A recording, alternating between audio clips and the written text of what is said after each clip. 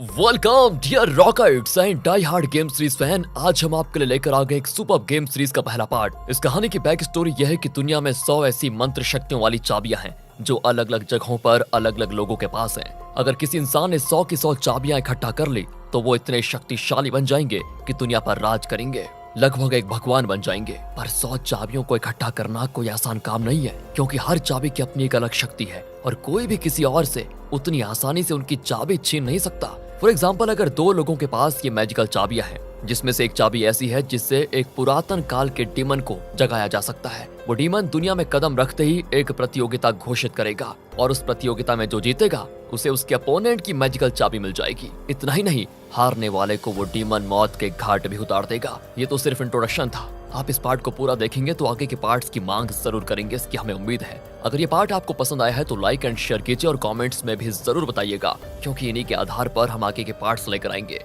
तो फिर देरी किस बात की, चलिए देखते हैं इस शानदार गेम सीरीज के पहले पार्ट को, जिसका नाम है अकमा गेम सीरीज और ये इसी साल रिलीज हुई है। और अगर आप चैनल पर नए हैं तो सब्सक्राइब जरूर कर दीजिए। चलिए चलते हैं सीरीज के अंदर। कहानी की शुरुआत में साउथ ईस्ट एशिया के एक जंगल को दिखाते हैं, जहाँ एक जापानीज आदमी ट्राइबल्स के कब्जे में है। दोस्तों, उसे एक झोपड़ी में बांध कर रखा होता है। उनका लीडर आकर पूछता है कि सच बताओ, तुम कौन हो और हमारा बॉर्डर क्रॉस करके कैसे आ गए। पर दोस्तों, वो चुप रहता है। उसके पासपोर्ट से उनको पता चलता है कि उसका नाम तिरुसा है। दूसरा आदमी उसके गले में पहनी हुई एक चाबी देखता है और कहता है, लगता है ये उन लोगों में से एक है, क्यों ना इसे हम खत्म कर दें। और तब बाहर से एक आदमी आकर बताता है कि बहुत ढूंढने के बाद ही कहीं भी पानी नहीं मिला। अब पानी चाहिए तो हमें पूर्वी तट पर जाना पड़ेगा। अगर वहाँ भी नदियाँ सूखी होंगी तो और कोई रास्ता नहीं है हमारे पास, लोग प्यास से मर जाएंगे। तब वो जापानीज आदमी देखता है कि उसके गले में पहनी हुई चाबी दोस्तों दक्षिण की ओर मुड़ जाती है। वो कहता है कि देखिए, पानी दक्षिण दिशा में है। लीडर पूछता है कि तो तुम्हें हमारी भाषा भी आती है क्या? खैर, अब ये बताओ तुम हो कौन? जापानीज कहता है कि मुझे लकी मैन कहा जाता है। दोस्तों, उन्हें उसकी बात पर विश्वास ही नहीं होता, लेकिन फिर भी कोशिश करने में क्या जाता है, ये सोचकर वो दक्षिण दिशा में खोदना शुरू कर देते हैं। और जैसा तिरुसा ने कहा, वहाँ पर पानी निकल जाता है। सभी पानी को देखकर जश्न मनाते हैं। लीडर की आंखों में खुशी के आंसू होते हैं और वो कहता है, भाई हमें माफ कर दो। अक्सर लुटेरे यहाँ पर आते हैं और हमारे गांव को लूट कर चले जाते हैं, इसलिए हमने तुम पर भी शक किया। पर तुमने जो हमारी मदद की है उसके लिए तो मैं तुम्हें अपनी जान दे दूं। बताओ तुम्हें क्या चाहिए? तब तिरुसा कहता है कि मुझे इस गांव के सरदार से मिलना है। और दोस्तों, अगले सीन में उसे सरदार से मिलवाया जाता है। वो भी तिरुसा से बड़े खुश होते हैं और पूछते हैं, तुम्हें जो चाहिए मैं देने को तैयार हूँ। तिरुसा कहता है कि मैं एक पुरातन चाबी ढूंढ रहा हूँ। और इस पर सरदार अपने पास रखी एक चाबी उसे देते हैं और बताते हैं कि इस गांव में हम इस चाबी को बहुत मानते हैं, लेकिन तुमने जो हमारे लिए किया उसके बदले में ये तुम्हें देने के लिए बिल्कुल तैयार हूँ, तुम खुश रहो बस। पर दोस्तों, तिरुसा उस चाबी को देख कर कहता है कि नहीं नहीं नहीं, ये वो चाबी नहीं है जिसकी मुझे तलाश है, ये आप ही रख लीजिए, मुझे तुरंत अपने देश लौटना है। और इस तरह वो गाँव वालों से विदा लेकर बैलगाड़ी में वहां से निकल जाता है। तब वो फोन पर कोई न्यूज देखता है जिसमें लिखा होता है कि जापान में हाल ही के दिनों में कई उद्योगपतियों की मौत हुई है। और हैरानी की बात यह है कि मरने से पहले उन सब ने अपनी धन दौलत सब कुछ मोरोको नाम के एक आदमी के अकाउंट में ट्रांसफर कर दिया। दोस्तों, उस फोटो में ना बैकग्राउंड में एक आदमी खड़ा दिखता है जो बाकियों से बिल्कुल अलग होता है, और उसका रूप देखकर तिरुसा चौंक जाता है। वो उस फोटो का एक स्क्रीनशॉट सेव करके रख लेता है अपने पास। फिर एक जगह उतरकर वो चलने लग जाता है। यहाँ पर वो बताता है कि उन चाबियों का रहस्य क्या है और वो खुद उन चाबियों को क्यों ढूंढ रहा है। तो हमें बताया जाता है कि इस दुनिया में युद्ध 3 कारणों के लिए होते हैं। एक तो पदवी, दूसरा धन और तीसरा अपनी ताकत को दुनिया के सामने प्रदर्शित करने के लिए। लेकिन ये तीनों कारण झूठ है दोस्तों। आज से पहले जो युद्ध हुए और आज के बाद जो युद्ध होने वाले हैं, उन सब के पीछे की वजह है 100 मैजिकल चाबियां। अगर वो 100 चाबियां किसी एक के हाथ में आ गई तो ये दुनिया उस इंसान के कदमों तले होगी। यहाँ से अब दिखाते हैं कि तिरुसा जापान की एक ट्रेन में जा रहा है। उसे अपने पापा की बहुत याद आती है, जब उन्होंने कहा था कि बेटा, ये एक डीमन की चाबी है जिसमें कई मैजिकल शक्तियां हैं। कहा जाता है कि दुनिया में इस तरह की 100 चाबियां हैं, लेकिन इसमें कितना सच है ये मैं भी नहीं जानता बेटा।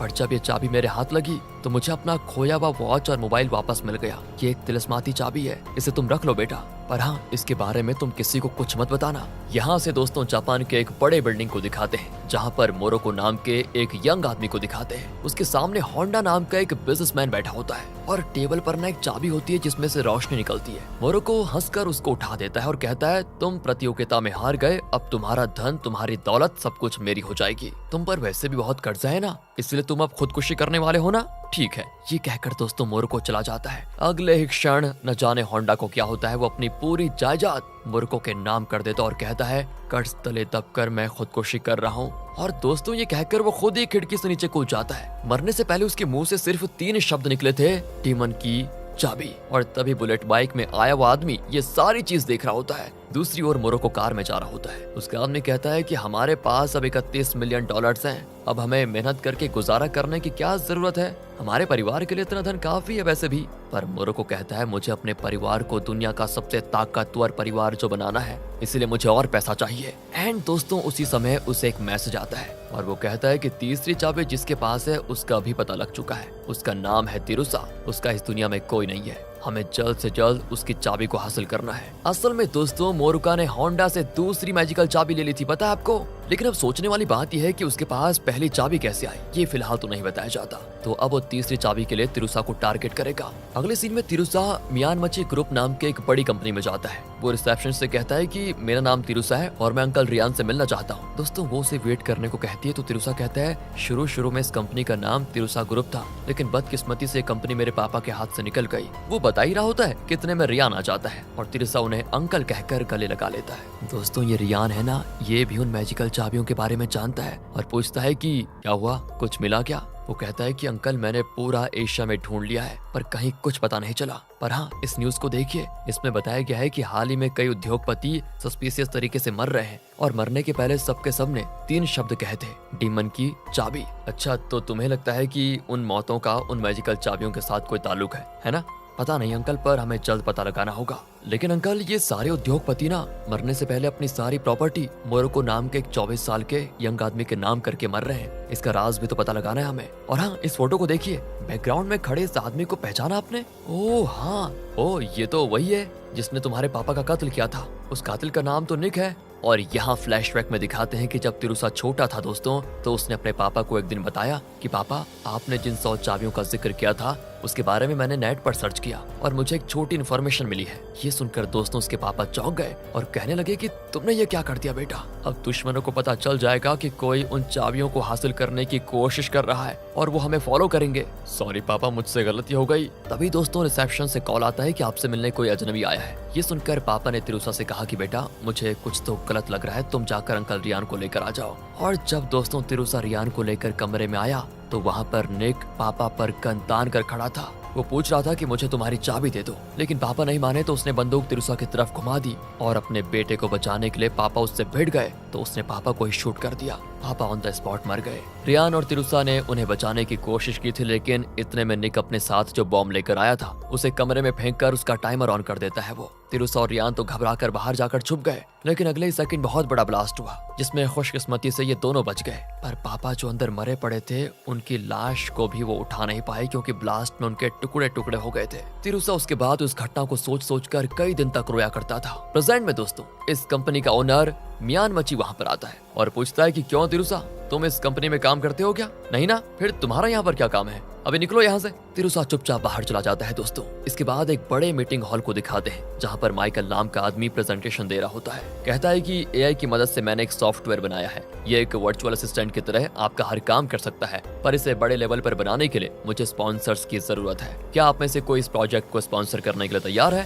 पर कोई उसे स्पॉन्सर नहीं करना चाहता दोस्तों। माइकल दुखी होकर अपने ऑफिस लौट आता है। वहाँ उसके साथ काम करती है कहानी की हीरोइन जिसका नाम है मिशा। असल में तिरुसा के स्कूल फ्रेंड्स है दोस्तों ये दोनों। इन दोनों ने मिलकर जो सॉफ्टवेयर बनाया उसका नाम है ओरोची। मिशा पूछती कि तुम्हारा मुंह इतना लटका हुआ क्यों है, कोई स्पॉन्सर नहीं मिला क्या? माइकल कहता है कि अरे प्रेजेंटेशन को देखकर तो सबने ताली बजाई, लेकिन जब स्पॉन्सरशिप की बात आए तो सबके मुंह जैसे फेविकोल की तरह चिपक गए हो, कोई इसमें पैसा डालने को तैयार ही नहीं है यार। तब मिशा कहती है कि तिरुसा वापस जापान आ गया है, वो पास ही एक चॉकलेट फैक्ट्री में ही काम करता है, चलो उससे मिलकर आते हैं। असल में दोस्तों तिरुसा ने सोशल मीडिया में कोई पोस्ट डाला था और उसी के जरिए मिशा को ये बात पता चली थी। दूसरी ओर उस चॉकलेट फैक्ट्री को दिखाते हैं जहाँ तिरुसा काम कर रहा होता है। कंपनी का ओनर कहता है कि बेटा मैं तुम्हारे पापा की कंपनी में सिक्योरिटी गार्ड था, लेकिन उनकी मदद से मैंने छोटा बिजनेस शुरू किया और आज इस कंपनी का ओनर हूँ। पर मुझे बहुत बुरा लग रहा है कि मुझे तुम्हें ये काम देना पड़ रहा है क्योंकि और किसी काम की वैकेंसी है नहीं ना यहाँ पर। एक काम करो, तुम 2-3 महीने यहाँ पर काम करो, फिर तुम्हें अच्छी पोस्ट दिलवा दूंगा। कोई बात नहीं अंकल, मुझे ये काम बहुत अच्छा लग रहा है, वैसे भी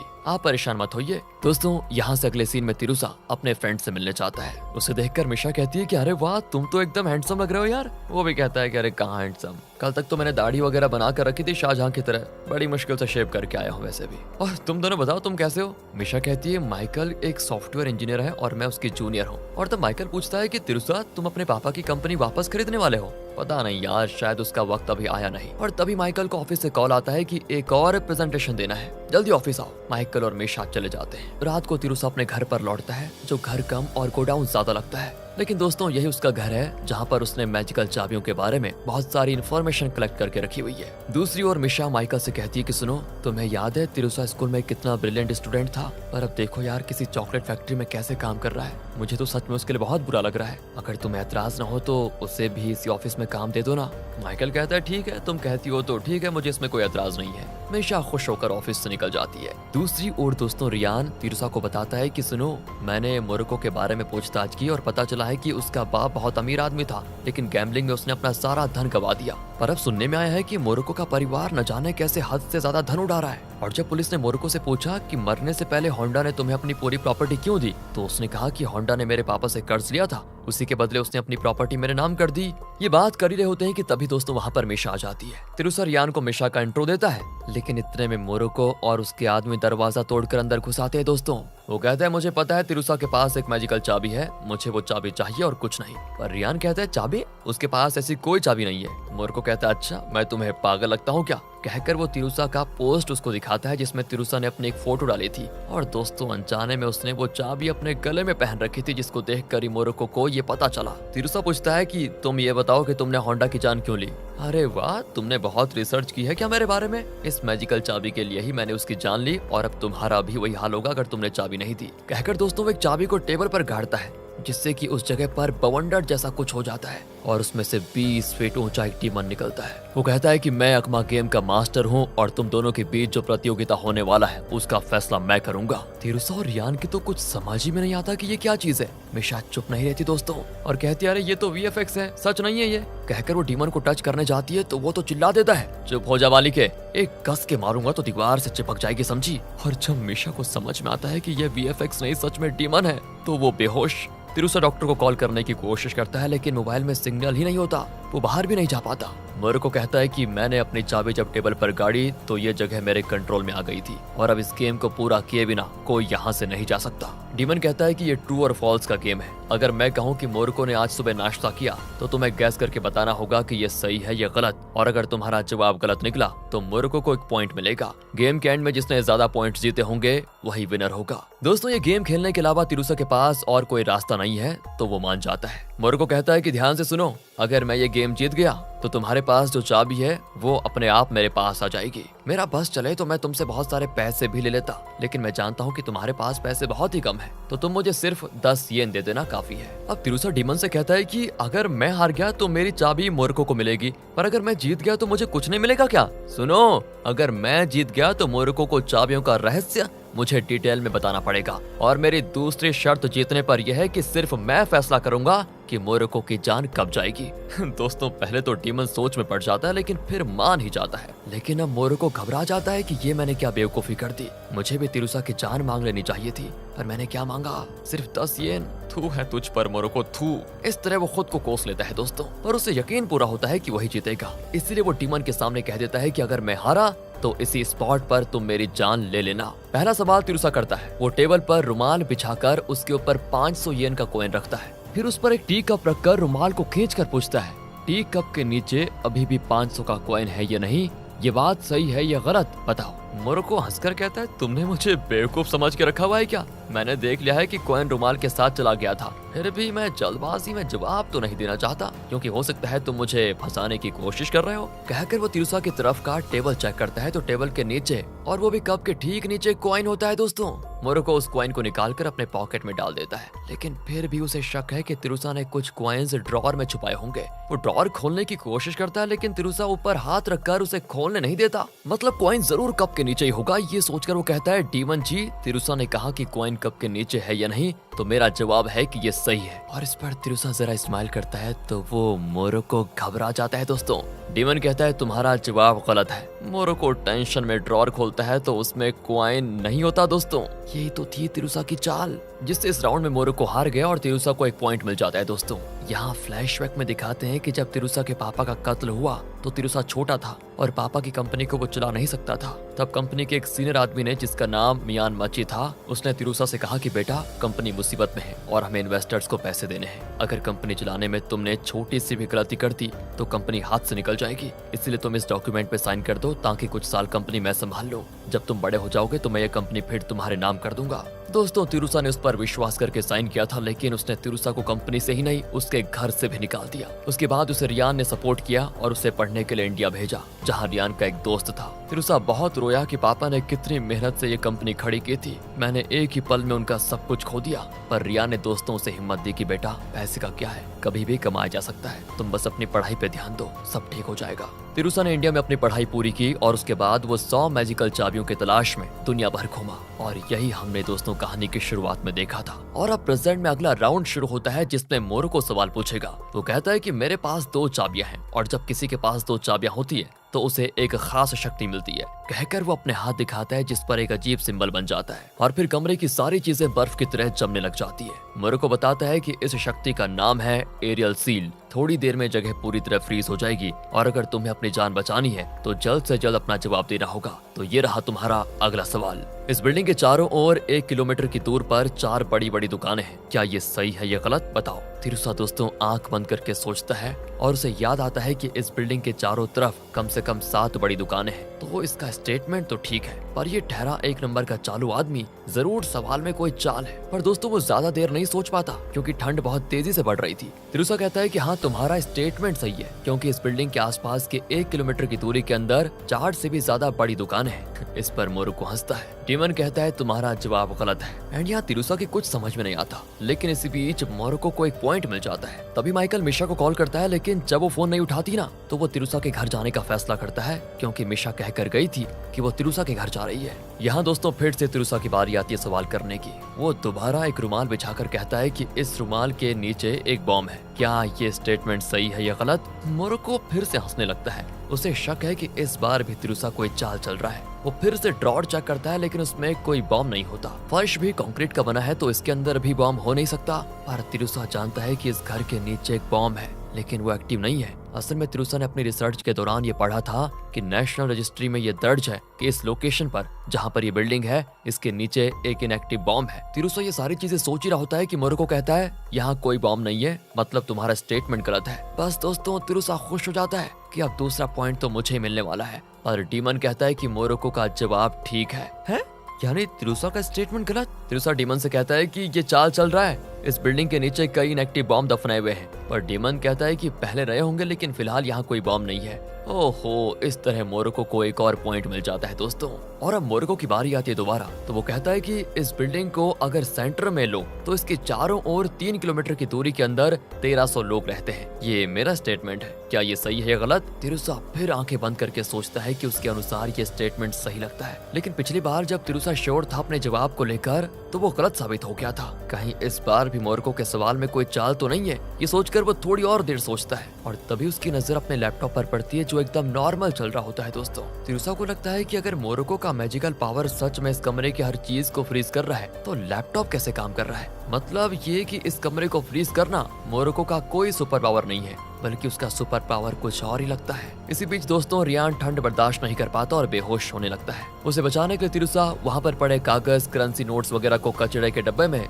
जलाने लग जाता है। तब जाकर रियान की हालत जरा ठीक होती है। अब तिरुसा को दोस्तों मोरोको की चाल समझ में आ जाती है। वो कहता है कि शुरू में तुमने जो सवाल किए थे वो सारे इस बिल्डिंग के इर्द गिर्द पूछे थे, और जब तुमने कहा कि तुम अपनी शक्ति का इस्तेमाल कर रहे हो तब से खिड़की से आ रही रोशनी में फर्क दिख रहा है। मतलब तुमने अपनी शक्ति से इस जगह को फ्रीज नहीं किया, बल्कि उस शक्ति के बल पर तुम इस कमरे को उठाकर कहीं और लेकर आ गए हो। मतलब इस वक्त ये घर हिमालय की चोटी पर भी हो सकता है, जिस वजह से बर्फ जम रही है। तो इससे ये समझ में आता है कि जरूर इसके इर्द गिर्द 3 किलोमीटर की दूरी पर कोई नहीं होगा। यानी तुम्हारा स्टेटमेंट ही गलत है।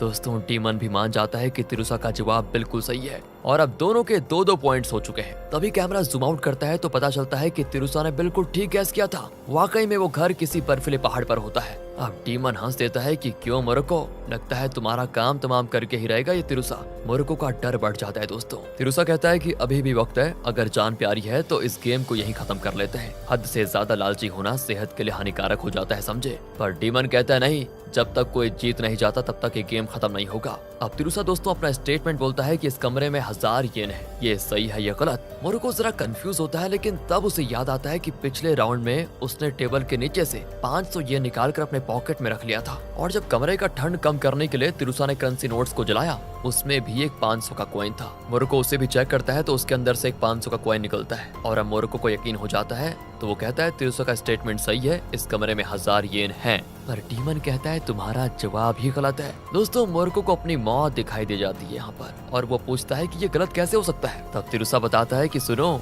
उन 2 500 के कॉइन्स में सिर्फ असली एक ही कॉइन है, दूसरा तो एक ट्रैकिंग डिवाइस है जो मेरे पापा ने मेरी सेफ्टी के लिए मुझे दिया था। और दोस्तों जब वो उसे पैरों तले मसल कर देखता है तो पता चलता है कि वो सच में एक ट्रैकिंग डिवाइस है। अब डीमन कहता है तिरुसा तुम जीत गए, अब मोरुको से तुम्हें जो इन्फॉर्मेशन चाहिए वो तुम ले सकते हो, फिर मैं उसकी जान लेकर यहाँ से चला जाऊंगा। पर तिरुसा कहता है कि मिस्टर डीमन, शायद आपको याद नहीं है कि मैंने शुरुआत में कहा था कि अगर मैं जीत गया तो सिर्फ मैं फैसला करूंगा कि मोरुको की जान कब जाएगी। इसके लिए आप मान भी गए थे। इस पर डीमन वहाँ से गायब हो जाता है दोस्तों। इसी बीच माइकल मिशा को ढूंढते हुए तिरुसा के घर पर आता है, लेकिन घर में सिर्फ तिरुसा का कमरा मिसिंग होता है दोस्तों। कमरा! माइकल तो चौंक जाता है, फिर अचानक उसका कमरा वहाँ पर आता है जिसको देखकर वो फिर से चौंक जाता है कि ये क्या हो गया। वहाँ मिशा बेहोश पड़ी होती है और मोरुको अपनी जान बचाने के लिए तिरुसा का शुक्रिया अदा करता है। तिरुसा कहता है कि ठीक है, आगे से अपना लालच कम करो, समझे। वैसे तुम्हारे पास वो मैजिकल चाबी आई कैसे? मोरुको कहता है कि बता तो मैं दूंगा, पर तुम हंसना मत प्लीज। एक दिन आसमान से मेरे सर पर गिरी थी वो चाबी।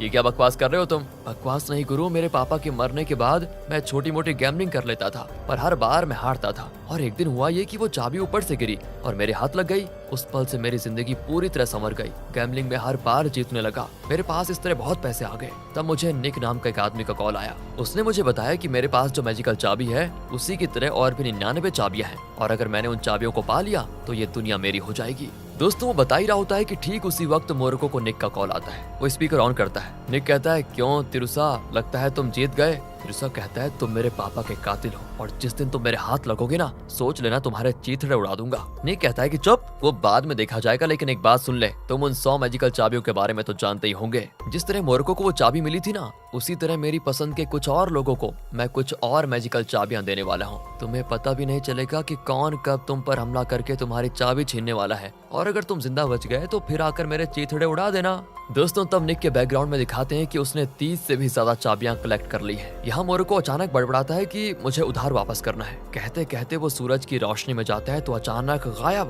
पर जाने से पहले दोस्तों उसने अपनी मैजिकल चाबी तिरुसा को दे दी थी। एंड अब वो समझ नहीं पाते कि जब तिरुसा ने मोरुको को डीमन से बचा लिया था तो वो अचानक गायब कहाँ हो गया। मोरुको के आदमी कहते हैं कि हम जल्दी अपने बॉस का पता लगा लेंगे। ये कहकर वो भी चले जाते हैं, पर तिरुसा समझ जाता है कि जरूर निक उन चाबियों के बारे में बहुत कुछ जानता है, इसलिए उसने अपनी किसी चाबी की शक्ति से मोरुको को शायद कुछ कर दिया और कॉल भी काट दिया। दूसरी ओर दोस्तों मिशा माइकल को बताती है कि मैंने इतना बड़ा भूत देखा, पता है तुम्हें? माइकल कहता है सर फिर गया है क्या तुम्हारा? मिशा कहती नहीं यार, सच में मैंने इतना बड़ा भूत देखा। माइकल भी कहता है कि सुनो, जब मैं यहाँ पर आया था ना तो तिरुसा का कमरा गायब था, बाद में वो वापस भी आ गया। मिशा कहती है कि देखा, यही तो मैं कह रही थी सरफिरे कहीं के। दोस्तों यहाँ पर तिरुसा और मिशा को डीमन पर शक होता है कि कहीं वही मोरुको को लेकर तो नहीं चला गया। पर तिरुसा कहता है कि यहाँ जो भी हुआ उसे किसी को मत बताना, वरना तुम दोनों की जान को खतरा होगा। ये मेरे और निक के बीच की लड़ाई है, तुम लोग इसमें मत पड़ो। माइकल कहता है कि अगर उन चाबियों की शक्ति से कुछ भी किया जा सकता है ना, तो तुम अपने पापा की कंपनी वापस क्यों नहीं ले लेते? तिरुसा कहता है मेरे पापा ने ईमानदारी से उस कंपनी को बनाया था, इसलिए मैं किसी शॉर्टकट से उसे वापस नहीं पाना चाहता। सही तरीके से ही मैं अपने पापा की कंपनी को उस मियामाची से वापस जरूर लूंगा। और इस पर मिशा और माइकल वहां से चले जाते हैं कि अब तुम्हारे मामले में दखल नहीं देंगे हम। दूसरी ओर दोस्तों एक इलीगल बॉक्सिंग मैच को दिखाते हैं जिसमें मार्क नाम का बॉक्सर बड़ी आसानी से जीत जाता है। मैच के बाद जब वो अपना ग्लव्स और बैंडेज निकालता है तो अंदर एक मैजिकल चाबी होती है, मतलब इसी की शक्ति से वो हर मैच जीतता है। यहाँ से मियामाची को दिखाते हैं जिसने चालाकी से तिरुसा के पापा की कंपनी को अपने नाम करवा लिया था। उसके कमरे में भी दोस्तों एक मैजिकल चाबी गिरती है और जब वो कार में होता है तो निक उसे कॉल करके कहता है सुनो, तुम्हें जो चाबी मिली है उसकी शक्ति से तुम कुछ भी हासिल कर सकते हो और मेरा जूनियर तुम्हारी मदद करेगा इसमें। अचानक उसका कॉल कट होता है और म्यान मच्छी भी कार रोक लेता है। जब वो बाहर निकलता है ना दोस्तों, तो वहाँ निक का भेजा हुआ उसका जूनियर खड़ा होता है जिसका नाम है एरिक। दूसरी ओर दोस्तों, बॉक्सर मार्क का शराब पी के अपनी जीत सेलिब्रेट करता है। इतने में वहाँ पर थॉमस नाम का आदमी आता है और ये वही है जो बुलेट बाइक में आया था दोस्तों, जिसने होंडा को मरते हुए देखा था। याद है ना, जब वो बिल्डिंग से कूदा था। वो क्या करता है कि शराब की बोतल लेकर मार्क को सर्व करता है। मार्क पूछता है, क्या तुम मेरे फैन हो? वो कहता है कि हाँ, तुम पहले हर मैच हार जाते थे लेकिन कुछ दिनों से तुम हर मैच जीत रहे हो। कहीं ये तुम्हारे गले में पहनी हुई चाबी का कमाल तो नहीं? मार्क कहता है, हाँ हो सकता है। और इस पर थॉमस कहता है कि एक चाबी से अगर तुम मैच जीत सकते हो तो सोचो कि अगर ऐसी 100 चाबियां मिल जाएं तो तुम क्या ही कर सकते हो। मार्क तो चौंक कर पूछता है, क्या सच में ऐसी और भी चाबियां हैं? वो कहता है कि हाँ, मैं एक आदमी को जानता हूँ जिसके पास ऐसी एक और चाबी है। असल में दोस्तों ये तिरुसा की बात कर रहा है। दूसरी ओर तिरुसा और रियान उन्हें मिली हुई 3 चाबियों को लैब में टेस्ट करवाते हैं तो पता चलता है कि उनमें पुरातन काल के कुछ अक्षर हैं जो कि उनके समझ में नहीं आते। इसी बीच मिशा तिरुसा को कॉल करके कहती है, तुम्हें याद है क्या, स्कूल में तुम, मैं और माइकल ने मिलकर एक जगह एक बॉक्स को दफनाया था और हमने एक दूसरे से प्रॉमिस किया था कि 10 साल के बाद हम उस बॉक्स को निकाल कर देखेंगे। 10 साल पूरे हो चुके हैं, चलो ना तुम, मैं और माइकल जाकर उसको निकाल कर देखें। लेकिन तिरुसा कहता है कि देखो, मुझे बहुत काम है, मैं नहीं आ सकता। असल में मिशा तिरुसा को दोस्तों बहुत पसंद करती है और डायरेक्टली उससे कह नहीं पाती, इसलिए कोई ना कोई बहाना ढूंढती रहती है उसके पास जाने का। फिर वो माइकल को कॉल करके यही बात कहती है तो वो भी कहता है कि पहले तो मुझे इन्वेस्टर्स नहीं मिल रहे हैं और तुम हो कि अब तक स्कूल के दिनों से बाहर नहीं निकली, बताओ तुम एक काम करो, अकेली जाकर उस बॉक्स को खोल कर देख लो। मिशा दुखी होकर दोस्तों कॉल कट कर देती है। तिरुसा ने भले ही मिशा को ना कर दिया था लेकिन फिर भी उसे अपने पुराने स्कूल को देखने का बड़ा मन करता है दोस्तों, और वो छुट्टी के दिन स्कूल के बाहर खड़ा होकर उसको देख रहा होता है। इतने में मिशा भी वहाँ पर आ जाती है और बड़ी खुश होती है कि फोन पर तो बड़ा ड्रामा कर रहे थे हैं, अच्छा मुझे सरप्राइज देना चाहते थे क्या? तिरुसा कहता है कि नहीं नहीं, मैं तो यहाँ से गुजर रहा था बस। अरे तो अब आ ही गए हैं तो चलो ना अंदर जाकर बॉक्स को निकाल लेते हैं। भगवान, ये लड़की मानेगी नहीं, ये सोचकर वो भी दोस्तों उस जगह को खोदने लगता है। फिर वो बॉक्स निकाल कर उसको खोल कर देखते हैं, लेकिन दोस्तों ये सारी चीजें थॉमस देख रहा होता है। दूसरी ओर माइकल स्कूल के दिनों को याद करता है जब कुछ बुलीज उसे धमकाकर उससे पैसे छीन लेते थे, लेकिन तिरुसा माइकल को बचा लेता था उस समय। फिर भी माइकल को अमीर लड़कों से चिढ़ थी क्योंकि उसे लगता था कि ये सब के सब बहुत बुरे होते हैं और इसी वजह से वो तिरुसा से कभी खुलकर बात नहीं करता था। प्रेजेंट में दिखाते हैं तो तिरुसा और मिशा उस बॉक्स में से एक वीडियो कैसेट निकालते हैं जिसे उन्होंने 10 साल पहले रिकॉर्ड किया था। फिर स्कूल का प्रोजेक्टर चुराकर वो उसी में कैसेट प्ले करने की कोशिश करते हैं, लेकिन एक वायर मिसिंग होता है। मिशा कहती है, मैं वायर को ढूंढ कर लाती हूँ, तो वो बाहर जाती है दोस्तों, और तब मार्क उसे पकड़ लेता है और तिरुसा को धमकाता है कि मुझे तुम्हारी मैजिकल चाबी चाहिए अभी। तिरुसा भी पूछता है, क्या तुम निक के आदमी हो? वो कहता है, मैं जानता तक नहीं निक कौन है, तुम बस मुझे चाबी दे दो। तिरुसा भी दोस्तों अपनी चाबी निकाल कर नीचे रखता है, पर ऐन वक्त पर इन्हें ढूंढते हुए माइकल वहाँ पर पहुँच जाता है और पीछे से मार्क पर हमला करता है और तब उनके बीच होती वहाँ पर खतरनाक फाइट। फिर अपने दोस्त को बचाने के लिए तिरुसा अपनी मैजिकल चाबी जमीन पर गाड़ता है तो वहाँ पर डीमन आ जाता है। मार्क एकदम चौंक जाता है और चिल्लाता है कि इतना बड़ा भैंस ये कहाँ से आ गया?